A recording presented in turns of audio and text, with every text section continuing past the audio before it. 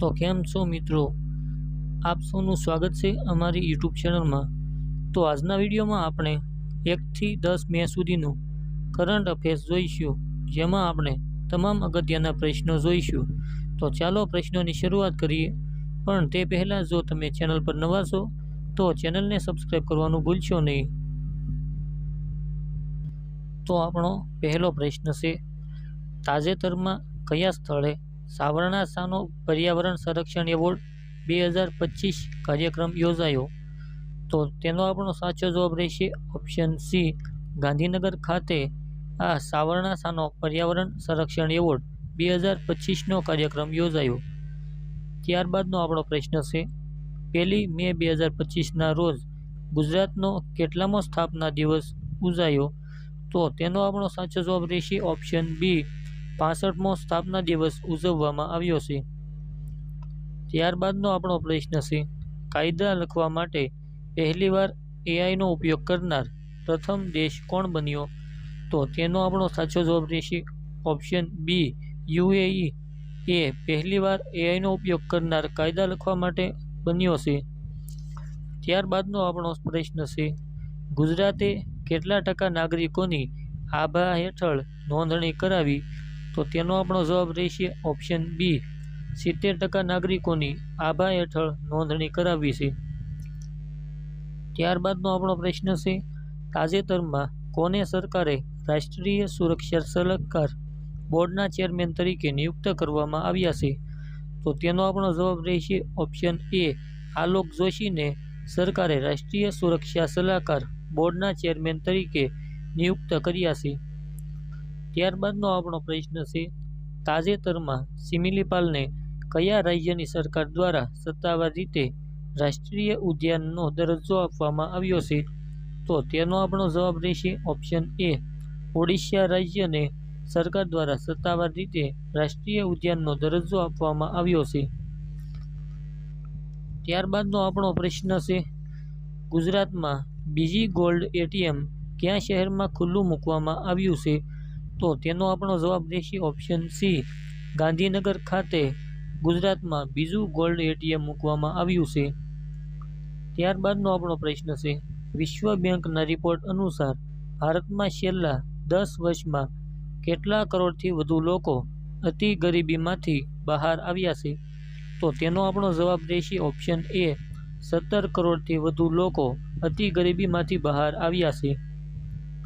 ત્યારબાદનો આપણો પ્રશ્ન છે, તાજેતરમાં કયા રાજ્યના પેન્શનરો માટે હયાતીની ખરાઈ સેવા હવે નિઃશુલ્ક ઘર આંગણે થશે? તો તેનો આપણો જવાબ રહેશે ઓપ્શન સી, ગુજરાત રાજ્યના પેન્શનરો માટે આ નિઃશુલ્ક ઘર આંગણે સેવા કરવામાં આવશે। ત્યારબાદનો આપણો પ્રશ્ન છે, તાજેતરમાં એરંડાના વાવેતર વિસ્તાર, ઉત્પાદન અને ઉત્પાદકતામાં ગુજરાત સમગ્ર વિશ્વમાં કયા ક્રમે રહ્યું છે? તો તેનો આપણો સાચો જવાબ રહેશે ઓપ્શન સી, પ્રથમ ક્રમે રહ્યું છે। ત્યારબાદનો આપણો પ્રશ્ન છે, તાજેતરમાં આવેલા વર્લ્ડ પ્રેસ ફ્રીડમ ઇન્ડેક્સ 2025માં ભારત કયા સ્થાને છે? તો તેનો આપણો સાચો જવાબ રહેશે ઓપ્શન બી, 151માં સ્થાને છે। ત્યારબાદનો આપણો પ્રશ્ન છે, તાજેતરમાં મીડિયા અને મનોરંજન ઉદ્યોગને વિશ્વમાં પ્રમોટ કરવા માટે વેબ્સ 2025 નામનો એક કાર્યક્રમ યોજાઈ રહ્યો છે, તેનું ઉદ્ઘાટન કોણે કર્યું? તો તેનો આપણો સાચો જવાબ રહેશે ઓપ્શન એ, નરેન્દ્રભાઈ મોદી દ્વારા તેનું ઉદ્ઘાટન કરવામાં આવ્યું છે। ત્યારબાદનો આપણો પ્રશ્ન છે, તાજેતરમાં ગુજરાત હાઈકોર્ટને કેટલા નવા જસ્ટિસ મળ્યા છે? તો તેનો આપણો જવાબ રહેશે ઓપ્શન ડી, 7 નવા જસ્ટિસ મળ્યા છે। ત્યારબાદનો આપણો પ્રશ્ન છે, વડાપ્રધાન શ્રી નરેન્દ્ર મોદીએ કયા રાજ્યમાં વિઝિનજામ આંતરરાષ્ટ્રીય બંદરને રાષ્ટ્રને સમર્પિત કર્યું? તો તેનો આપણો જવાબ રહેશે ઓપ્શન બી, કેરળ રાજ્યને। ત્યારબાદનો આપણો પ્રશ્ન છે, દેશભરમાં એક રાજ્ય એક ગ્રામીણ બેંક યોજના ક્યારથી લાગુ કરવામાં આવી છે? તો તેનો આપણો સાચો જવાબ રહેશે ઓપ્શન સી, 1 મેના રોજથી આ યોજના લાગુ કરવામાં આવી છે। ત્યારબાદનો આપણો પ્રશ્ન છે, નાણાં મંત્રાલય તરફથી જારી કરાયેલા સત્તાવાર આંકડા મુજબ એપ્રિલ 2025માં ગુજરાતની જીએસટી વસૂલાત વાર્ષિક ધોરણે કેટલા ટકાના ગ્રોથ સાથે રેકોર્ડ સ્તરે પહોંચી ગઈ છે?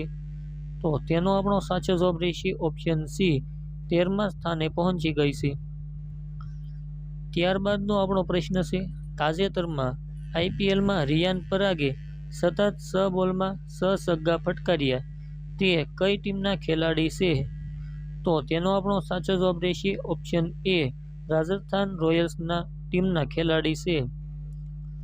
ત્યારબાદનો આપણો પ્રશ્ન છે, ભારતે પ્રથમ એશિયન અંડર-15 અને અંડર-17 બોક્સિંગ ચેમ્પિયનશિપ 2025માં કેટલા મેડલ્સ જીત્યા?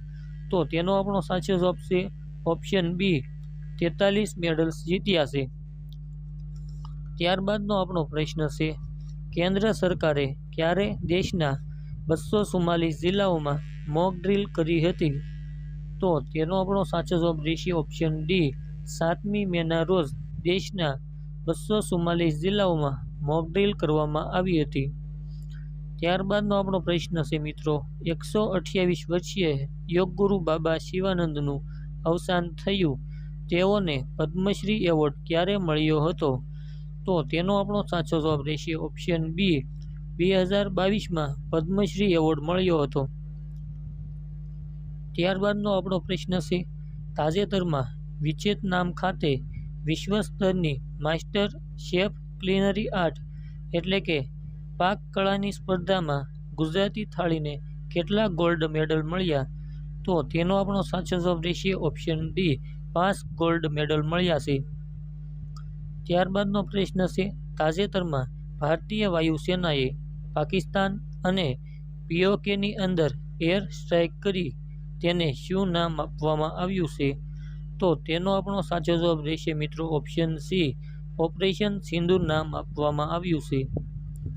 ત્યારબાદનો આપણો પ્રશ્ન છે, તાજેતરમાં હરિભાઈ કટારિયાની કઈ યુનિવર્સિટીના નવા કુલપતિ તરીકે નિમણૂક કરવામાં આવી છે?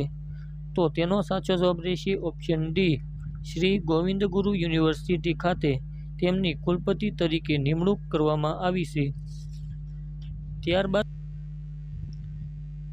ત્યારબાદનો આપણો પ્રશ્ન છે, તાજેતરમાં એશિયન ડેવલપમેન્ટ બેંક એડીબીના બોર્ડ ઓફ ગવર્નન્સની 58મી વાર્ષિક બેઠક ક્યાં યોજાઈ હતી? તો તેનો સાચો જવાબ રહેશે આપણો ઓપ્શન સી, મિલાન ખાતે આ 58મી વાર્ષિક બેઠક યોજાઈ હતી.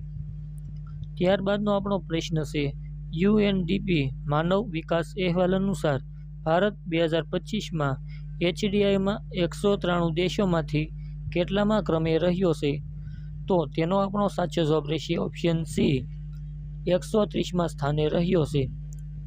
ત્યારબાદનો આપણો પ્રશ્ન છે, તાજેતરમાં કયા દેશમાં બનેલું યુદ્ધ જહાજ TINS તમાલ ભારતને 28 મેના રોજ સોંપવામાં આવશે? તો તેનો જવાબ છે ઓપ્શન એ, રશિયા દ્વારા આ યુદ્ધ જહાજ INS તમાલ ભારતને 28 મેના રોજ સોંપવામાં આવશે. ત્યારબાદનો પ્રશ્ન છે, તાજેતરમાં ક્યાં આયોજિત 16મા આદિવાસી યુવા વિનિમય કાર્યક્રમનું સમાપન થયું? તો તેનો સાચો જવાબ રહેશે ઓપ્શન બી, સુરતમાં આયોજિત 16મા આદિવાસી યુવા વિનિમય કાર્યક્રમનું સમાપન થયું છે. ત્યારબાદનો આપણો પ્રશ્ન છે, તાજેતરમાં IMF દ્વારા જારી કરાયેલા વર્લ્ડ ઇકોનોમિક આઉટલુક અનુસાર ભારત વિશ્વની કેટલામી સૌથી મોટી અર્થવ્યવસ્થા બની છે? તો તેનો આપણો સાચો જવાબ છે ઓપ્શન સી, ચોથી સૌથી મોટી અર્થવ્યવસ્થા બની છે. ત્યારબાદનો પ્રશ્ન છે, તાજેતરમાં કયા ક્રિકેટરે ટેસ્ટ ક્રિકેટમાંથી નિવૃત્તિની જાહેરાત કરી છે? તો તેનો સાચો જવાબ રહેશે ઓપ્શન બી, રોહિત શર્મા દ્વારા તાજેતરમાં ટેસ્ટ ક્રિકેટમાંથી નિવૃત્તિની જાહેરાત કરવામાં આવી છે. ત્યારબાદનો પ્રશ્ન છે, મિસ વર્લ્ડ સ્પર્ધાની 72મી આવૃત્તિ ક્યાં યોજાય છે? તો તેનો સાચો જવાબ છે ઓપ્શન ડી, તેલંગાણા ખાતે મિસ વર્લ્ડ સ્પર્ધાની 72મી આવૃત્તિ યોજાશે.